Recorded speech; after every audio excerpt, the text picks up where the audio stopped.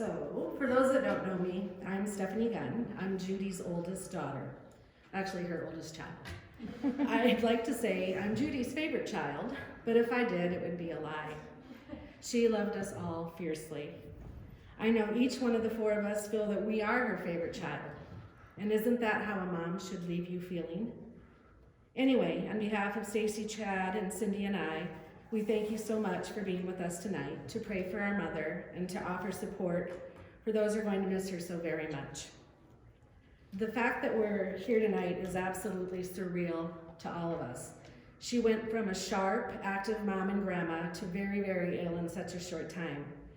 The cancer diagnosis was given to us a little over a month ago. We knew it was an impossible battle, but did not think it could possibly happen this fast. But honestly, I don't think any of us would change a thing about the past month. When you know someone is going to die, and someone you love is going to die, you live your life differently. There's no doubt in my mind she's happy about the turn of events. She got to see her kids, talk to her grandchildren, cousins, and friends so much in the past month. And I know she enjoyed every second of it. She left the world knowing she was so very loved. Our mom had not been feeling well since late summer. We all knew she didn't feel the best, but let me tell you, she made a major rebound the weekend of October 17th. That was the weekend of her granddaughter Becca's wedding. She had more energy and stamina than she had in a long time, and it was such a special wedding. Mom danced, food tasted good to her, and let me tell you, she looked gorgeous. Sorry, Becca, but she gave you a run for your money. I wouldn't change that weekend for anything. As I mentioned before, she had the knack to make everybody feel special. Each grandchild was her greatest blessing. When they were born, she was one of the very first people there to see the new family and support her daughter. I wish you could see her house, honestly. I'm not sure I've ever seen a house with so many photos of grandchildren plastered everywhere. And in Chad's case, it was pictures of his dogs. They were her granddogs, and she was just so proud. My mom was never an athlete, never a dancer, never a piano player, but she lived vicariously through the grandchildren, and she loved going to their events. If she couldn't be there in person, she wanted to know all about them. Andrew's baseball games, Ben's hockey games and vocal performances, Madeline's dance and cheerleading, Adri's soccer games, Lexi's dance and piano recitals. But her little lawn ladies, they had a permanent fan at their activities. She saw so many basketball and softball games because of Becca, Emily, and Jenna. That's the blessing of living so close to each other. She didn't always understand what was going on, but she was there and she was so proud. My mom was blessed by two son-in-laws. Whenever she would send them a birthday card, she would write inside the card, "From the world's greatest mother-in-law." And I know Todd and Scott don't doubt this for a minute. They had a mother-in-law who didn't meddle and who would often take the side of them instead of her daughters, which wasn't really cool, but whatever. She thought the world of these two guys and they loved her. After my parents divorced in 1992, she met her constant companion, Willie Wiebe. They were so good for each other and both took care of one another. Mom cooked for Willie, Willie would do yard work for Mom. She enjoyed getting to know Willie's boys, their wives and kids. They treated my mom so well, and it meant the world to us that she had a lovely family in the Wiebes. And Willie, side note, passed away this past year in 2020, so they're together again, which is going to be awkward because I think my dad's there too. I don't know. Mom's love was most often shown through food and drink. She made sure who was ever visiting was fed like a king. As I was cleaning some things in the house a couple days ago, I ran across a piece of paper that said, "Colin's kids' favorite foods." She kept a list of what Madeline and Benjamin liked so that she'd have it when they came to visit. For my oldest son, Andrew, she made sure she had Hy-Vee yogurt when he would visit, because that's the exact kind he liked. When Chad would visit, she made sure she had homemade salsa and other things that would fit his vegan diet. Yes, Chad is a vegan, and that's why he looks so much healthier than we do. Mom's sloppy joes were legendary. Her caramel rolls were to die for, and she could throw together a Sunday morning breakfast that left you full most of the day. Her cousin Chris said that when the cousins were visiting, the snack bowl seemed to magically fill itself. You would not leave hungry or thirsty when visiting Mom. My mom liked to travel and has been to many different countries. My dad would earn bonus trips for his job and brought them to Europe on a cruise. She went to Mexico, Banff, Lake of the Ozarks, and Moab with my family. Cindy and her family traveled to the Black Hills and St. Louis with her. She spent lots of time at Stacy and Todd's lake home on Lake Poncet.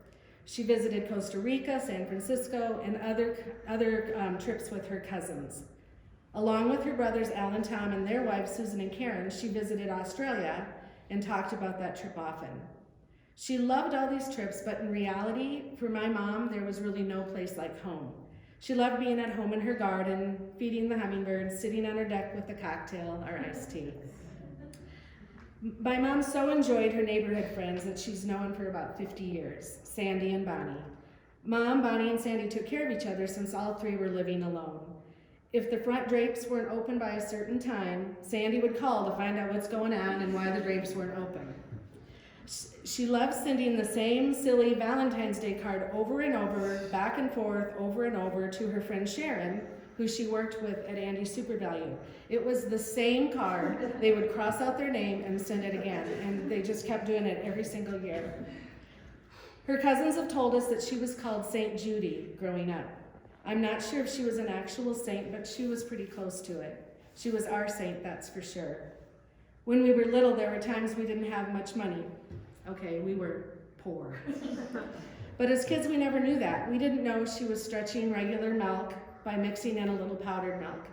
We didn't know that tuna fish casserole was actually a cheap way to fill our little bellies. We didn't know how tired she was, holding down one and sometimes two jobs, and still being a great mom for 4 kids at home. We didn't know we were poor. She just made us feel rich. Christmas was always special. She had lists upon lists to make sure everyone had about the same number of gifts to open, and she spent about the same. It was like really a logistical nightmare. I came across that list from this past Christmas. Here she is feeling like H-E double toothpicks, and she's still trying to make Christmas special for all of us. St. Judy for sure. My mom had 2 brothers and 2 nephews, 1 boy from each brother. She was very close to her brothers, and they took good care of her over the years, as brothers should.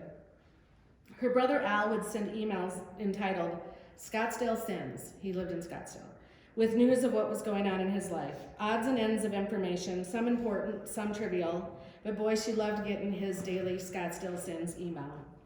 She was close to her sisters-in-law, Karen and Susan, not because they were married to her brothers, but because she liked them as friends. In fact, just last week, she told me that instead of us girls, maybe Susan should come and take care of her because she's the best caretaker in the world. Apparently, I was being too stern. Her nephew Mike is married to Stephanie also, and she told me that my mom was more like an aunt to her than her uncle's wives were. Her nephew Mark was so good about staying in communication, always so loving to her, and sending him all the photos of his many journeys. The Wilson cousins and sisters-in-laws were important to her as well. Although my folks were divorced, the Wilson family remained. She raised her children with her sister-in-law Sherry, 10 kids between the 2 of them. How can you not be close to someone when you're both raising so many kids together? They both were married to men who thought they were helpful, but they weren't. I mean this in the nicest way, they weren't helpful. Cousin memories are some of my favorite. Many, many birthday parties, trips to Sherman Park, camping at the Buronics on the Missouri River. And my mom loved these events as much as her kids did. I have mentioned her cousins in this eulogy earlier. They were really special to her. Kathy, Joni, Mary, Chris, Barb Moffel, Pat, Barbeck, Rob, Roger, David. I know I'm missing people, and I'm sorry for that. These North End cousins so enjoyed spending time together, and my mom valued the relationships with the cousins, and I know they're going to miss her as much as we will. I'm going to end this by reading a memory her cousin Mary sent to Mom just the few days before she died, and asked that I would read it to her. I think it shows us just who my mom was as a young lady, and who she still was the day she passed away. She made everyone feel special, and if we all worked as hard at treating people like Judy Friedbar Wilson did, this world would be a better place. So here's the memory that her cousin sent. It says, Dear Judy, This story's been on my mind a lot lately. You remember that our band of cousins consisted of a wide variety of ages, the big kids, the little kids, and the middle kids. I was born on the cusp of the little and middle, and you, along with my sisters and brother, were the big kids. I knew and loved you as much for the stories about you that your mom told me as for the sweet, beautiful girl you were. I loved that you had a duck, and even though it was long before I was born, I could picture you traipsing around the neighborhood with that beautiful duck following you everywhere. I thought it was something a princess in a fairy tale would have, and thus in my mind you really were a princess. On the day of your wedding, you looked so luminous and beautiful in that white, lacy princess dress, and my suspicions were confirmed. I was about 6 or so, I think, and I wanted to say something very grown up and smart, so when I saw you before the ceremony, I piped up with, "Hey Judy, are you nervous?" I think I'd just seen a TV show with a nervous bride, so it seemed like a good question. I was quickly hushed and banished to a pew, with a look from my mom that said I'd be dealt with later, and a glare from my sister Joni, who was of course mortified. I felt awful and abandoned any hopes of having fun at your wedding. Later, however, you came to our table and talked to me like a friend, and we were both surprised, and I was delighted to compare the lace on our dresses and see that it was the exact same pattern. My life was made. I was a princess too. You were so kind, taking time out of that busy, happy, wonderful day to see that your little cousin, who was feeling pretty black sheepish, would still have a good time. I remember the feeling as I write this, lighter than air and free to go play with the little cousins. I'd like to talk about the time Joni and I stayed with you at La Hotel Judy, but it seems the memories have faded a little due to a slight overindulgence in the recipe. Oh, that Bailey's Irish Cream. Memories are like great old films that we can watch over and over again, and isn't that terrific? I still believe you are a princess. Love, Mary. We will miss you beyond measure, Mom, but know you are quietly guiding us.